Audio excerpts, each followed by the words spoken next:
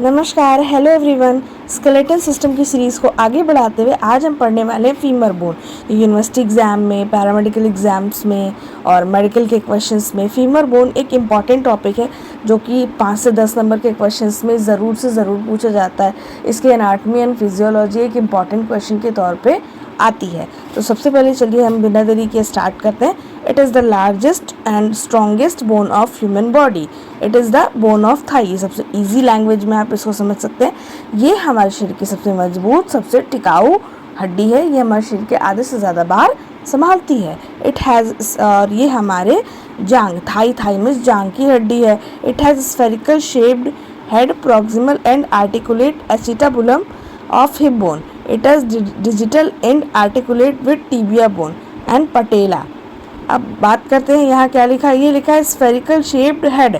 इसका ये जो आप हेड देख रहे हैं ये स्फेरिकल शेप का होता है और प्रॉक्सिमली यानी ऊपर की तरफ से ये आर्टिकुलेट होता है acetabulum of hip bone. Hip bone का एक खोखला हिस्सा होता है जिसको हम एसिटाबुलम के नाम से जानते हैं।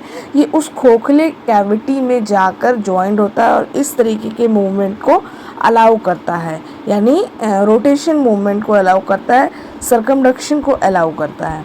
पटेला फ्रॉम द नी जॉइंट, और यहाँ डिजिटली यानी शरीर से दूर की तरफ, आर्टिकुलेट विद टीबिया बोन, हमारे पैर के निचले की तरफ से ये टीबिया बोन से जॉइंट होता है और नी जॉइंट बनाता है। पटेला यानी हमारे घुटने की हड्डी से जॉइंट होता है और नी जॉइंट बनाता है।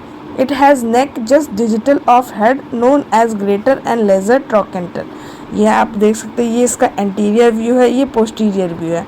एंटीरियरी भी आप देख सकते हैं, ये हमारा लेज़र ट्रोकेंटर है, ये हमारा ग्रेटर ट्रोकेंटर है जो कि हमारा पोस्टीरियरी दिख रहा है और ये लेटरली हमारा लेज़र ट्रोकेंटर दिख रहा है। ये क्या काम करता है? ये मसल्स को अटैच करने के लिए एक जगह प्रोवाइड करता है। मसल अटैचमेंट के लिए ये एक प्लेस देता है जिसके कारण हमारी हड्डियों से यानी हमारी फीमर बोन से मसल्स जुड़ पाती हैं। दूसरी नेक्स्ट लाइन में हम देखते हैं lesser and greater trochanter which connect to intertrochanteric line. Intertrochanteric line क्या करती है? ये हमारी ग्रेटर और लेज़र ट्रोकेंटर को मिलाने का जो मिड स्पेस होता है, जो लाइन क्रिएट होती है, उसको हम कहते हैं इंटरट्रोकेंटियर लाइन। जैसा कि आप देख सकते हैं फिगर में आपको साफ साफ नज़र आ रहा होगा। अब बात करते हैं descending down the shaft posterior there line is एप्सरा। डिसेंडिंग डाउन, अब इसके नीचे जब आप आएंगे ये पूरा का पूरा शाफ्ट एरिया है, यहाँ पे एक हल्का सा उभार दिखाई देता है पोस्टीरियरली। इस पोस्टीरियरली उभार को हम लाइन एस्पेरा के नाम से जानते हैं, उसे लीनिया एस्पेरा कहते हैं। At it digital and medial lateral condyle of femur. और डिजिटली जब आप नीचे आते हैं तो ये देखिए ये कॉन्डाइल एरिया है जहाँ पे जो हमारा टीबिया बोन से आर्टिकुलेट करने के लिए कार्टिलेज यहीं पे हमारे निर्माण होते हैं।